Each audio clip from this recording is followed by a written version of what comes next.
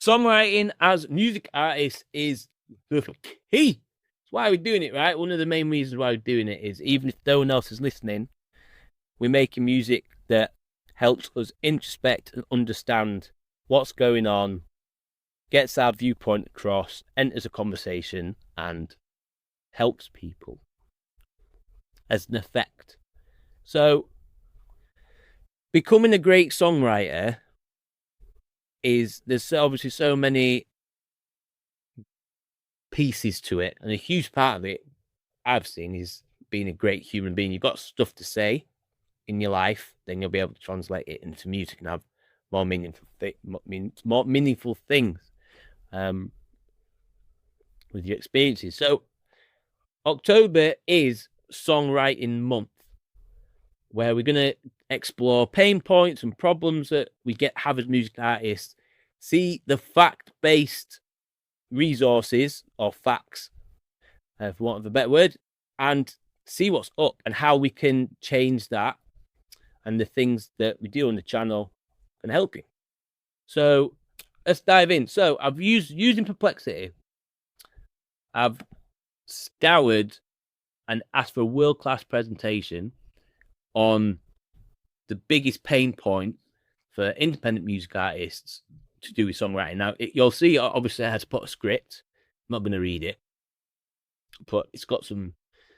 I've seen some of the graphs, and they're pretty big. So, 98% of daily music uploads are literally garbage, according to industry professors. I didn't know that, but I guess, especially, I don't know how AI's affecting this because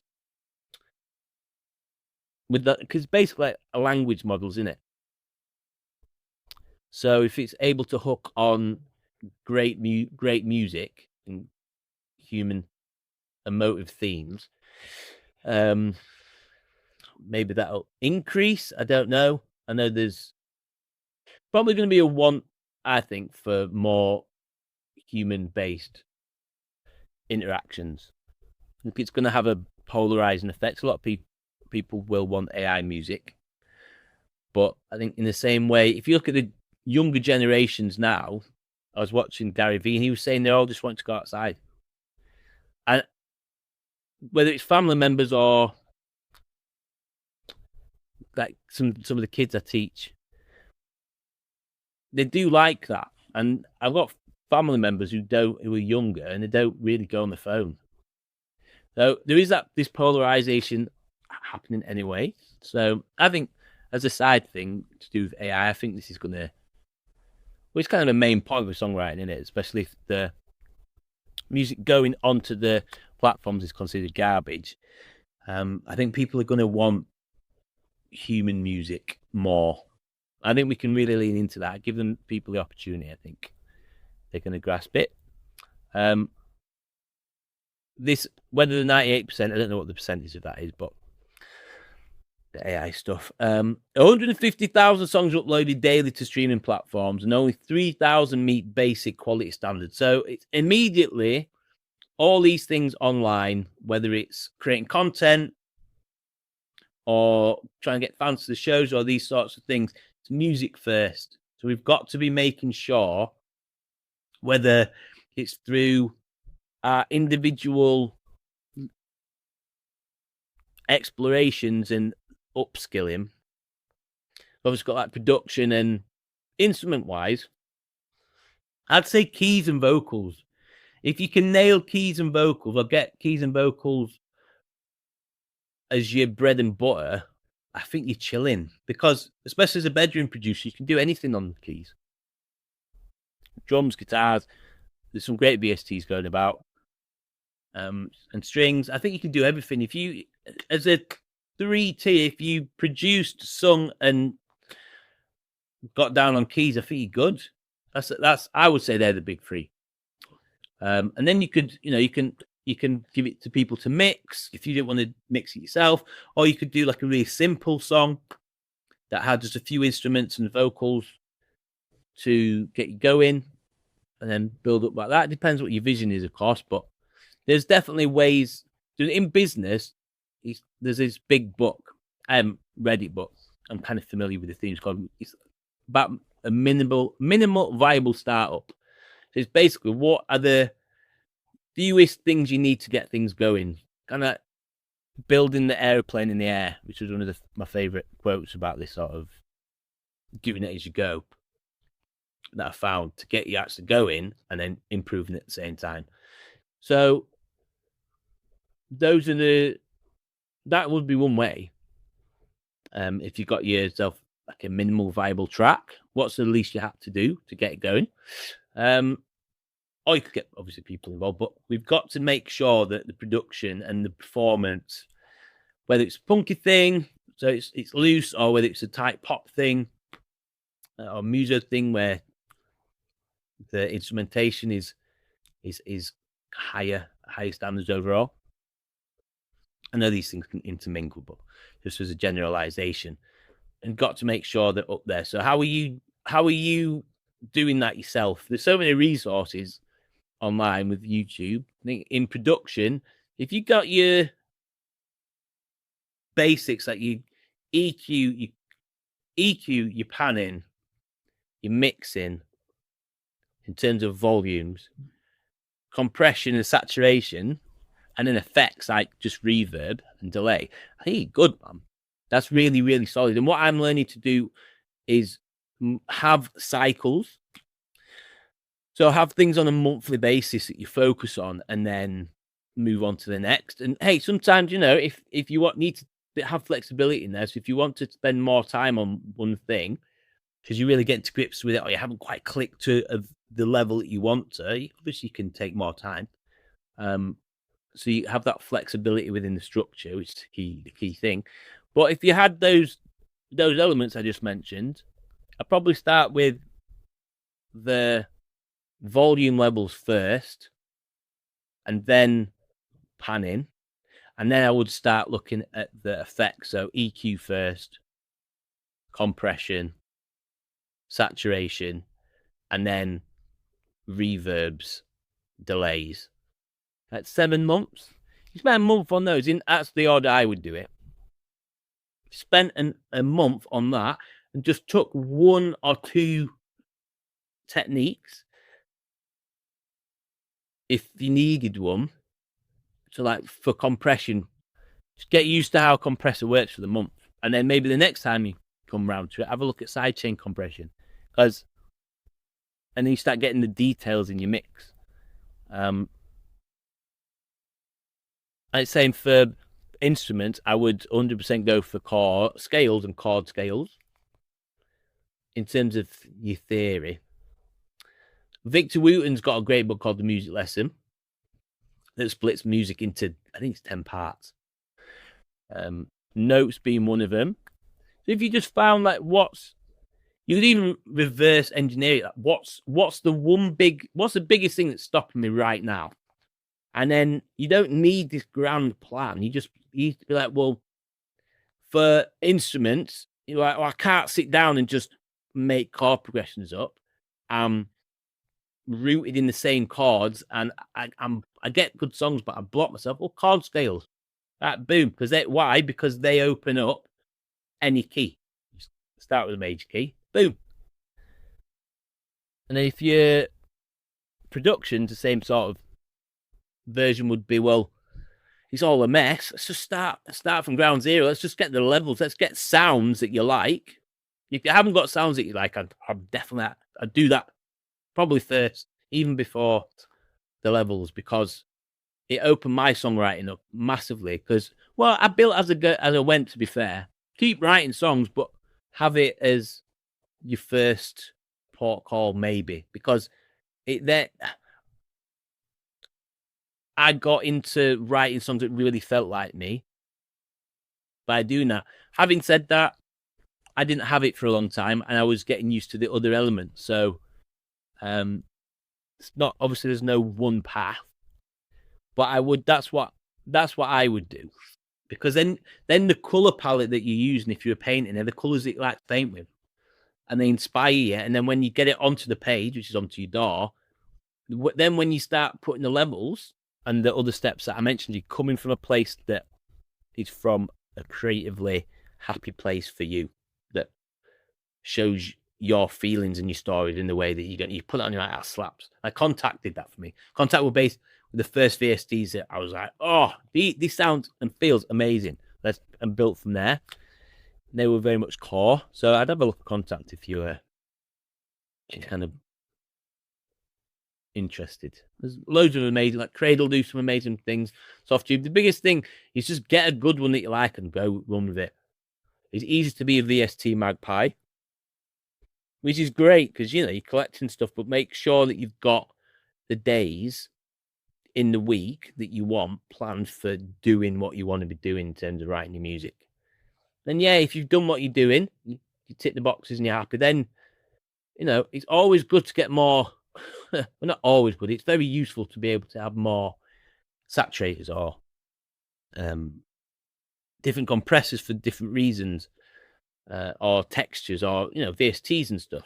VSTs being, instruments. I know they're all VSTs, really, but instruments. It helps your palette.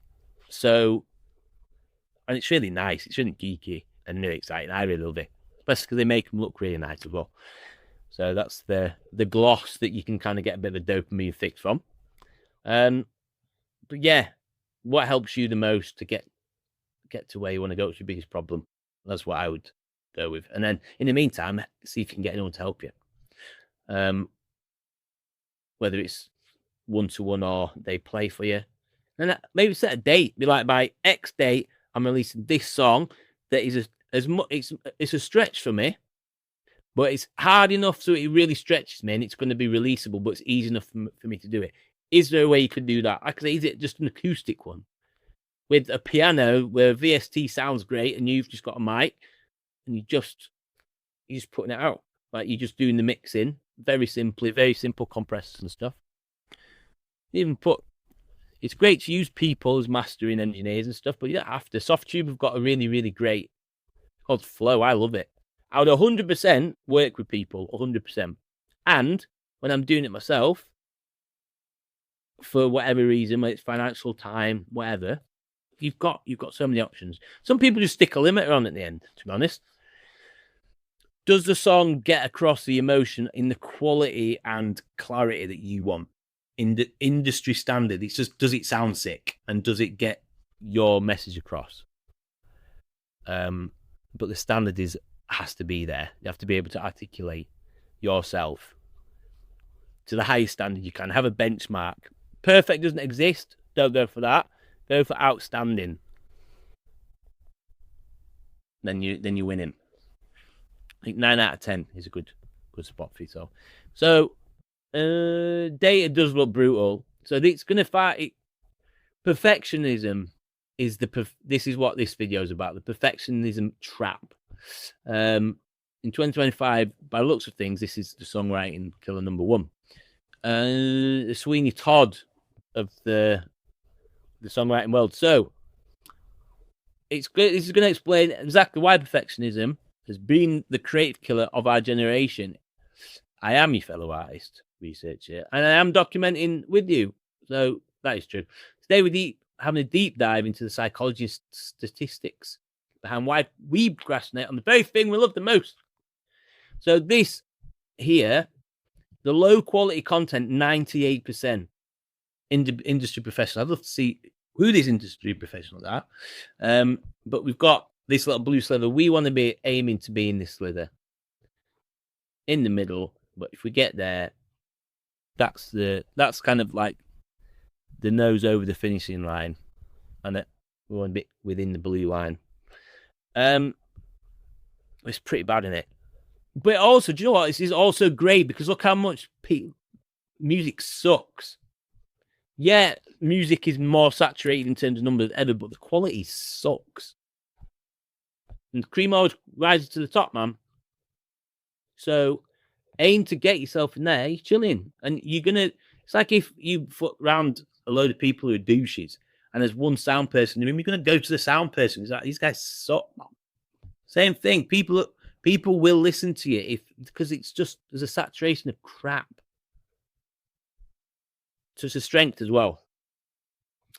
The perfectionism crisis. So key statistics, musicians, us lot, score 4.89 on the perfectionism scale. It's not quite a 5 though, is it? That would be perfect. Versus 3.85 in the general, with the general population. 84% of perfectionist musicians show higher anxiety than non-musicians. Anxiety is like massive, man. And I guess that's anxiety can be, you need things to be in the right place. Someone's coming over to your house. No, things have got to be really tidy.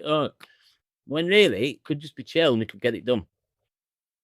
Perfectionistic concerns directly predict performance anxiety. I get perfectionism. Tony Robbins, man. What, dude? I heard that from him. Perfection isn't a standard. Paraphrase, but it's an excuse because you don't ever do anything that's perfect because nothing's perfect. In fact, a lot of the things, the only reason why you got to where you are now is because you did things that were imperfect and you sucked. Whether it was learning how to speak as a baby or learning a new instrument, songwriting. Never you look at some of these songs that you were when you used to write and you were digging, you look back at it now, that sucks. But you did it. Sometimes there is a delusion of how good it is, but sometimes you've done stuff and you've known it sucked, but you've done it anyway. Maybe people haven't seen it, but we have to make mistakes everywhere. We have to suck. There's no point where we're ever going to be absolutely slamming at everything. It can obviously increase the skill set, but people's journeys, it's the hero's journey. We've got to leave home and actually go on this journey, lose ourselves, find ourselves, have help, go through challenges. That's a story. So you're not wrong. Or there's nothing wrong with you, which is one of the beliefs that I can sometimes. There must be something wrong with me because I'm not doing it like this. And even filming these videos, man, if you look at some of the videos, I was using an AI trimmer to cut silences. It goes like that, man. Some of the video I got cut off because I'm working in a school. So people just come in and there's bread everywhere, even though it's a music room. So it's just like, it's really annoying. I'm learning just to go for it. Gary Vee had this great video about people like Mel Robbins just filming and doing. And having that legacy play. Always go with the legacy play. And everything else rises up. It's like if you've got a vision for your body. You might not be toned or have the cardio or the flexibility you want, but you've got this vision. Well, it's not a vision like that. It's a proper vision, isn't it? And you go for it and things mold towards that. It's entropy. It fixes and is solid. This is what will happen with you. But the biggest thing is to know that perfect, just rub it off the table, go for outstanding. 9 out of 10, go for that every time. Boom, boom, boom. What's the best I can do? Sometimes it's not going to be the best. Sometimes it's not going to be very good. But just do it anyway. And sometimes like the vulnerability of things is what draws people to you because it makes you more human. In the days of demigods that just float around, just magically making things amazing, it never existed in the first place. It was all an illusion. So, and especially with AI, people are going to want more human experiences. I'm sure you've had that kind of feedback in your life, one way or another way, even if it's just online. So your humanity is your strength. Your imperfection is the thing that is one of the things that is your magnet for your people. So make it perfect, man. To make things in the background as well. If the way that you want it is make it crap in the background and get better and then release something good. But just know the crap's part of it. What is it? Crap's the best fertilizer, right? So research shows us, and it comes from actual university studies published in 2025, musicians are just slightly more perfectionistic. Regular people, we're off the chuffing charts. So in musicians, it's the score of 5, in general population is just 3.5. So it's saying it's not just personality quirks we're talking about.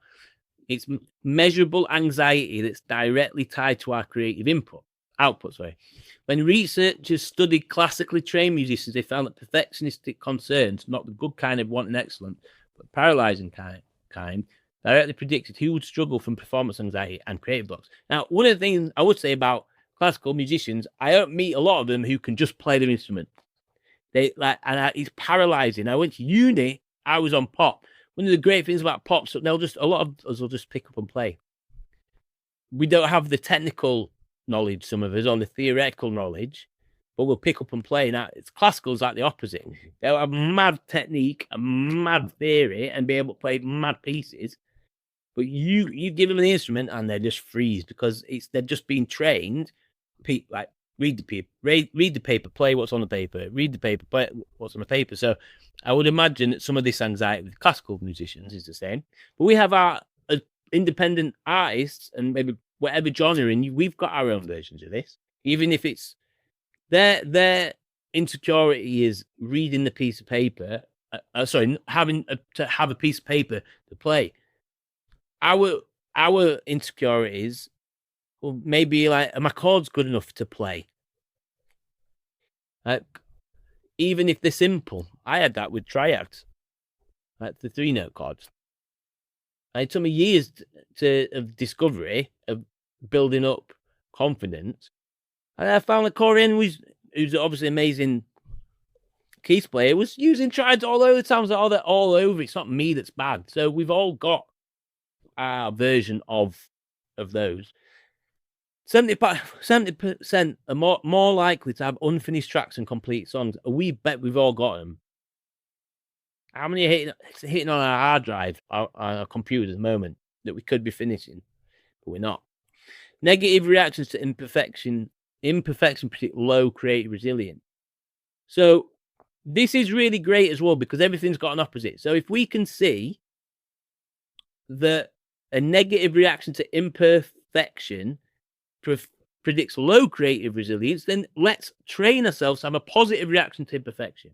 Because what that's going to do is that's going to predict a high creative resilience, which means we're more likely to finish the track, more likely to get out there with imperfection, more likely to show up, which is then going to train our nervous systems, I would imagine. Not that I'm a nervous system expert, but I presume it's to do with all this kind of stuff.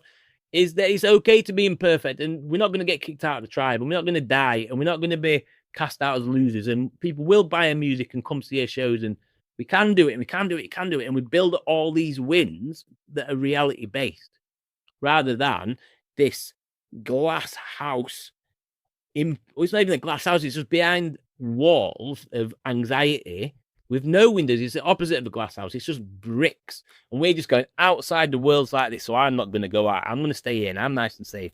I've got my fire. I've got my food. I'm not going out. We don't want that. We need to get out. And just, this is one of the ways we can get out. Because really, the bricks are glass. We're just tarring it with our vision. At the opposite of rose tinted glasses, that brick tinted glasses. Get that out. One of the ways to do that is train yourself to having a positive impact to imperfection. Think about the times that you were imperfect and it was cool and you were fine and you grew and it was a really good experience and that you were able to deal with the negative sides of it and the things that you would have preferred to be better. See how you really admire people who are imperfect. I mean, look at Louis Capaldi. We probably like Louis Capaldi because a lot of us, if you like me, I like him because he's just a transparent human. And he's imperfect. I like him more than I do like his music, and I would still check out his new singles. You know what I mean? Even if they're the kind of I listen to, I'm not a fan of him. So I think he's great. So imperfection, we know this logically. It's just intellectually we just freeze. So the creative death spiral. Look at this. So we get a song idea. We have two higher standards, which then gives us an analysis block that then means we procrastinate. Either we just abandon the song, or we then have guilt and shame that then leads us to higher standards that then gives us an anxiety block. Pretty cool diagram. So that's why if we knock this block off, this high standards, it's having high standards and being okay and having positive affirmations and body reactions and brain reactions to imperfection. Because I guess if we have that positivity with imperfection plus having high standards, because that's building the plane in the air. You still want to be amazing. Why wouldn't you? Like, of course, you want to articulate so in the strongest way possible. Being okay with the imperfectionism gets rid of all of this, or at least it dilutes it enough so that you can drink up and get on with it, rather than just being stuck in this creative death spiral.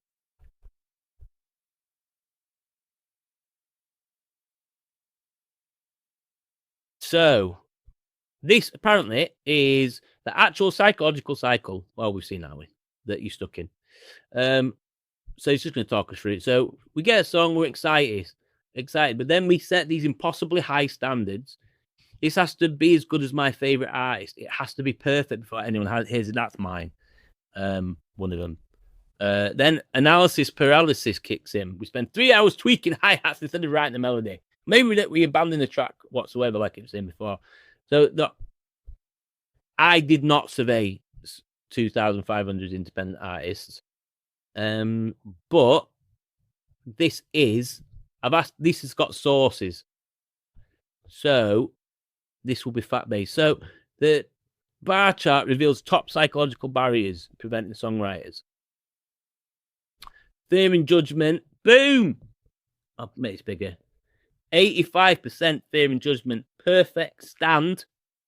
Presume that's just standing. It has to be perfect. 78%. Comparison, 72%. Tech overwhelm, 65%. Lack of direction, 58%. And imposter syndrome, 54%. What's great about this, like I was saying, because everything's got an opposite, these are most likely things that are stopping you right now. So, whip them on its head. Accept judgment. Or move forward while you're getting used to judgment, because it's really difficult. But if you take these tweakily slow steps, you are moving in that direction. Like perfect. We've always talked about perfect. Be like, cool, it's not imperfect. I'm going to still aim for incredible levels, but I'm going to keep going. Anyway, imperfection is awesome. Like, extraordinary is extra pieces of ordinary. I went to Edinburgh with my girlfriend, and we sat at J.K. Rowling's desk. It was great because it was just a desk with a book, and they'd put the view of Edinburgh that she'd look at. It was so everyday. That's where the power is. These seemingly mundane situations. I don't know where you're at, if you're at work or if you're at home. It's just quite quiet. I got dinner ladies putting stuff away in the other room. It's just these everyday moments that we can inject with our creativity. And yeah, there's resistance. It's like mining. There's going to be rocks and rubble in our way, but we can get through. So, if any worked for J.K. Rowling, work for us. And you can see people's arcs where they were in the hero's journey. They went through loads of trials. They didn't have resources, but they had resourcefulness. And they had creativity and a vision, a legacy vision. These are the things that we have that mold all the rest of the stuff. So you don't have to have the money. You don't have to have the tech. You don't have to have the perfect product. Or be the artist that, like Freddie Mercury at Live Aid. You don't have to be that now. You're on your journey to do it. And it's those people we admire the most. So the next thing he's talking about comparison. Be inspired. What's the opposite of comparison? Joy. Joyfully be inspired by other people. Boom. And I know it's not as intellectually like a light, physiological like a light switch, but we can, it's a choice. We can do these things. We can write them down, we can do them. I will 100%, I need to do all this stuff. I'm not some dude on a rock just being handing out all this Yoda wisdom. I'm a dude. I'm just a dude too. I go through all this stuff. But these are the actionable things we can all do, and we can help each other with. We can keep each other accountable to the best selves and the best practices for life. And if you believe in God or music or whatever you want it to say that's bigger than yourself, and please something that's bigger than yourself, what are you doing? And these are the blocks, but brilliantly they always have opposites, and we wouldn't have the opposite that we enjoy without these sorts of things. So we really ought to be grateful in a way, because they're joined. They're just two different hands. We just want to shake one and get rid of the other, right? We don't have anything to do with it. Take over, well, YouTube, man, like I was saying before, just the seasons that take one thing. Try to focus it for a year, like in different parts. Have a look at your big vision and then get your parts from that. Kind of, we've got 365-day year. We've got 4 seasons within that contribute to the year being as fruitful as possible, depending obviously where you are in the world, but the principle's there, right? Lack of direction. There's so much. Tony Robbins is my boy, but what do you want? Why do you want it? And how simple can the direction be? Because simplicity is the best thing, I think, because everything else can gravitate to simplicity. So even if it's like Jordan Peterson says, you just take the next best messy step. John Deloney says that, doesn't he? He's like, just do what's the next best thing. But where are you wanting to go? So you're not walking east to see the sunset. It's like you're not walking the wrong way, basically. Because then over time, it's like an airplane. It incrementally 1% each day goes off. Over a year, you're really, really far off. Whereas if you can do that, stay on course, you're good. Imposter syndrome. Knowing that you belong because you're a human. Everybody's musical. It's just, or has the ability to be musical.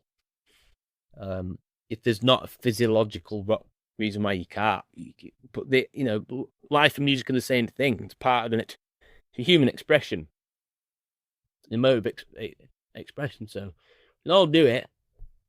So some of us feel more valid because we're articulate, but the reason why you able to articulate yourself is because you go through the imperfection. And go on the hero's journey like anyone would or needs to in a lot of ways. We're procrastinating because music is scary and our brains would rather have us organize our libraries or maybe scroll on Netflix. It's the instant gratification thing, isn't it? We know it, but it's wasting our time. Where do you want to be when you're 75? You want to look back and if you could top the hours when you die of how much you watched Netflix or scrolled on your phone or went and got boozy and stuff, it's gonna be there. You're gonna have a set amount of time, and you would be able to see on a spreadsheet or whatever the time you spent on stuff. Things like sleep, we need.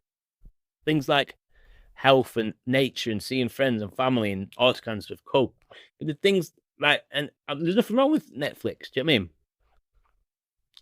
In the way that serves us, do it. Let's go for it. But things like doom scrolling, cut that off. It's going to tot up at the end of your life. So what do you want the numbers to be? Making music is scary. Chores are safe. Psychological today research. So how can we make it scary not to make music? Well, the death thing is really big. Where are we going to be when we don't have the energy anymore? Only too old, we're like 95, 87, whatever. When we're transporting to wherever we go, or maybe just a light switch, whatever you believe. How can we make that more scary? If we meditate on it, we can meditate on a lot of things, don't we? Even if we're not meditating. But how can we make music? How can we make music safe even when it's scary? And musicians show higher avoidance behaviors in creative tasks versus technical tasks. So this is the creative output. Perfect. It's good enough. Look at this, man. Songs completed over 12 months, 20 songs we can get. That's realistic over a year, isn't it? If we just, let's get it good enough. And your good enough will improve. Whereas, perfectionist, you might do some, but look at all this blockage where this guy, shooting. It's good enough. Let's move. Yeah, we want excellence, but it's good. Is it good enough? Right, boom, let's go. And how can we get it good enough? Build the plane in the air as we go along, if it's not already. red line, flat line. We don't live flat line in life. If it was a heart rate monitor, a lot of our careers would be dead. And that's why they're not going anywhere. And then that can get into a spiral. But if we just move, get the heartbeat going, at least we get the blood pumping. That's a lot when you're getting fit, innit? You just go get your body moving, get off the couch, go to the gym for 5 minutes just to get into the habit, but get your body moving. And then over time, your heartbeat your capacity is a lot higher. If it's good enough, let's just go, man. I'm dealing with all this myself, you know. It's I understand.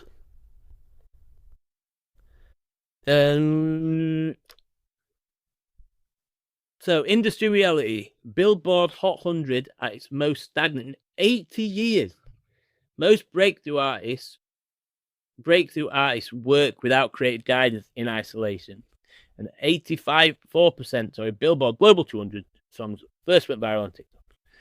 And the industry data backs this up. The songs dominating the charts right now are not perfect, they're memorable. However, if we look back at the old songs as well, not perfect. Some of the, especially didn't have like auto-tune, recording techniques were great at times. Sometimes they pan the drums like left. The entire kit. They're not perfect, man, but they've got soul. They've captured amazing experiences through performances. But they get finished and released while the perfect songs get trapped in hard drives. Can you imagine Ain't No Mountain or Smells Like Teen Spirit or any Rick Astley, man? Imagine if that guy didn't release stuff.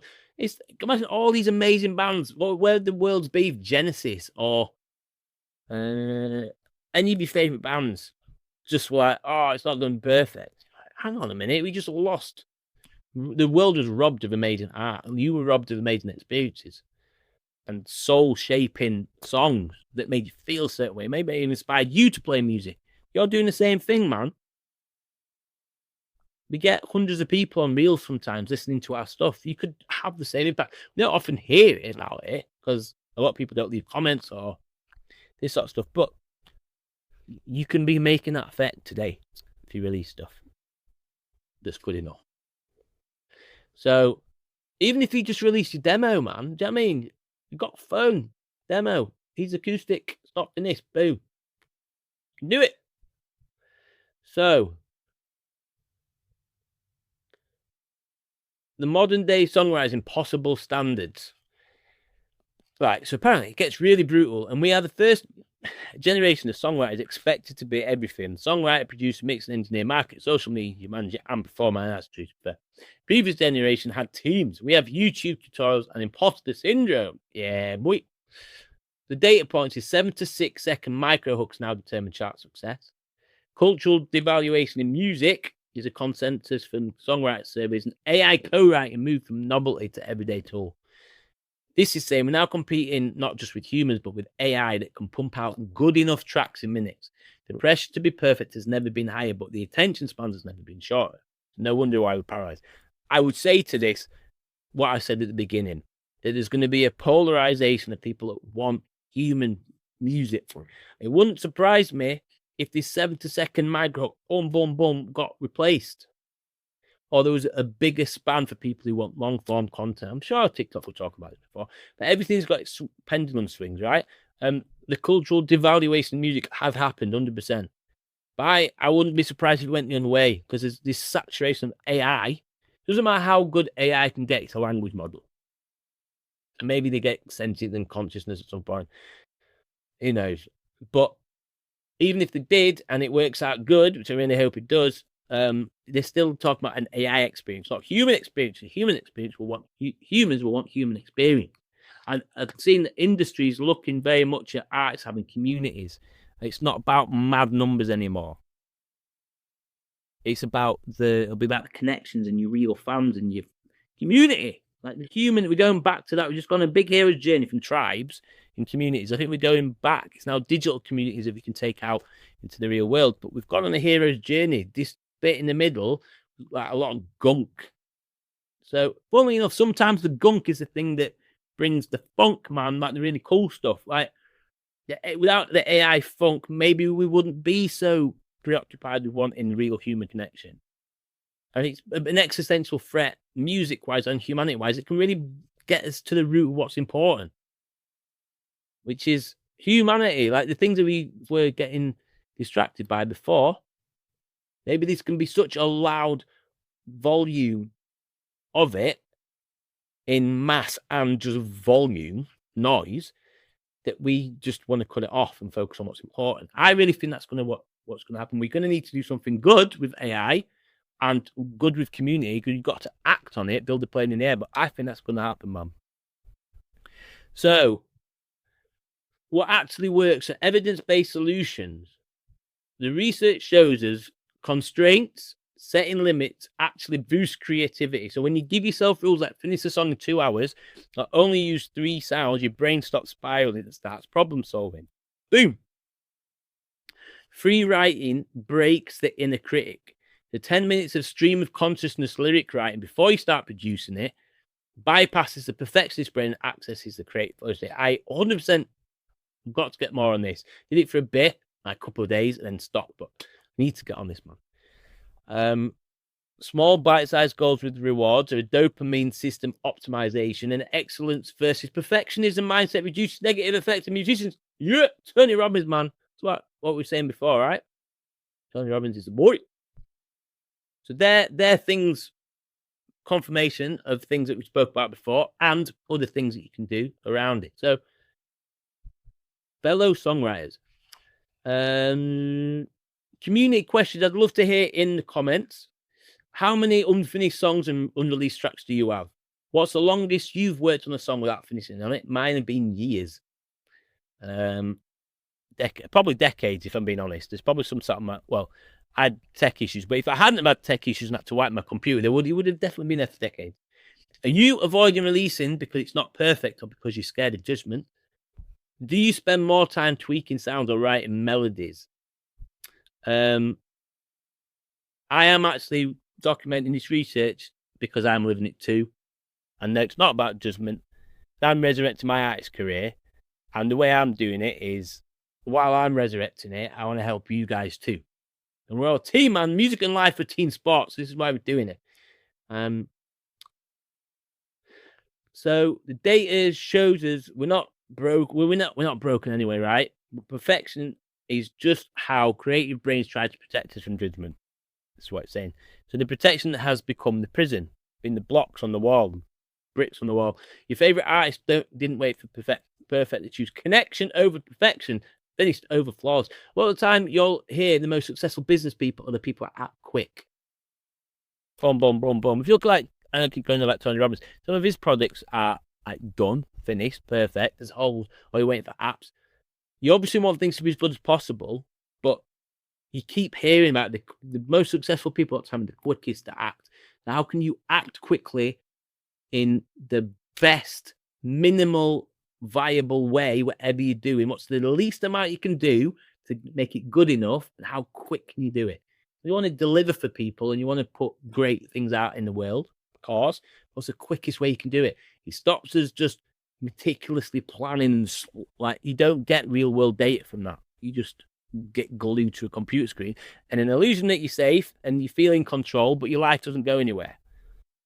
Definitely doesn't go anywhere quickly, at least. So how can we take inspiration from business people and our fellow artists, and a lot of them might be on huge bigger levels than us, with similar journeys or difficulties? We all go through similar journeys one way or another. I know there are exceptions or things that we can individually go on, but these sorts of this perfectionism, it's not just music either.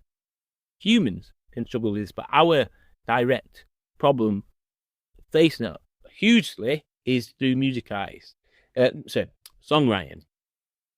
And I hope this has helped shine some light, giving you some inspiration and some clarity to be able to see outside and see things that you can do, things that can help you, and hopefully spread into other parts of your music artist life as well as your life in general. So I hope you really enjoyed it. If you've stuck along for these 45 minutes, you're a legend. You're a legend if you weren't. But I really appreciate you. Have a dope day, and yeah, see you soon. Peace.